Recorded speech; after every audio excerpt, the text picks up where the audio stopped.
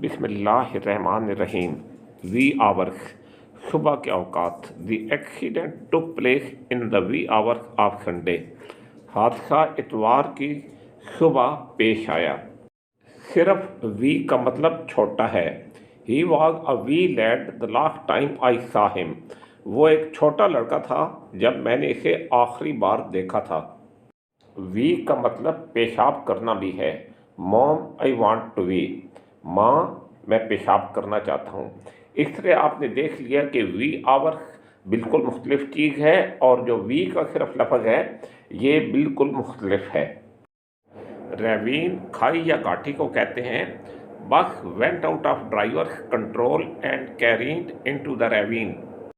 कैरीन का लफ्ज़ डगमगा कर चलने या लड़खड़ा कर चलने के लिए इस्तेमाल होता है।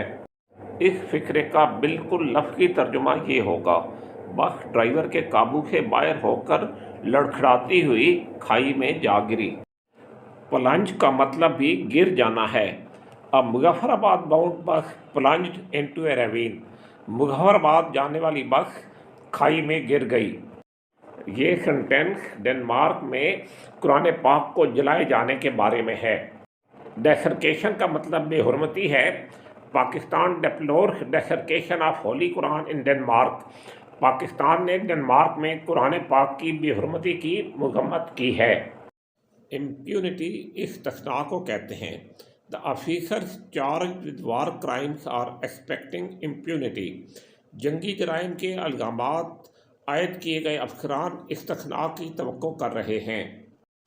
दरिया से मुतल्लिका एरिया को राइपेरियन कहते हैं। India plans to build dams on upper riparian parts of Indus. Bharat दरियाई सिंध के बलाई इलाकों पर डैम बनाने का इरादा रखता है। कवर्ट खुफिया।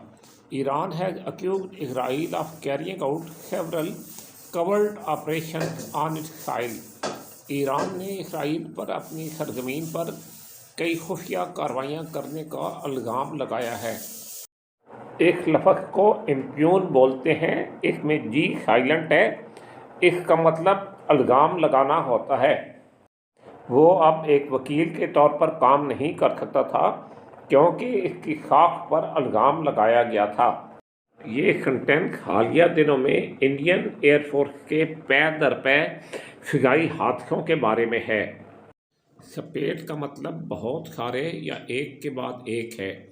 India has suffered A स्पेट of military aviation accidents in recent months. Hindustan को हालिया महीनों में फौजी हवाबाजी के बहुत सारे हादसात का सामना करना पड़ा है। स्पेट का एक मतलब तुग़यानी भी है। After heavy rain the small stream was in spate. मूसलाधार बारिश के बाद छोटी नदी में तुग़यानी आ गई। वैसे तो स्पेड बेलचे को कहते हैं, लेकिन कॉल ए स्पेड का मतलब साफ गोई से काम लेना है। Why don't you call a spade, he is a useless employee. आप साफ गोई से काम क्यों नहीं लेते, वो एक बेकार मुलाजिम है। स्पेड का वैसे मतलब बेलचा होता है। प्लीज़ सब्सक्राइब का बटन दबाकर मेरे channel Pakistan English Urdu learning academy को सब्सक्राइब करें। इसमें आपको आसान तरीके से अंग्रेज़ी समझने में मदद की जाएगी। Thank you.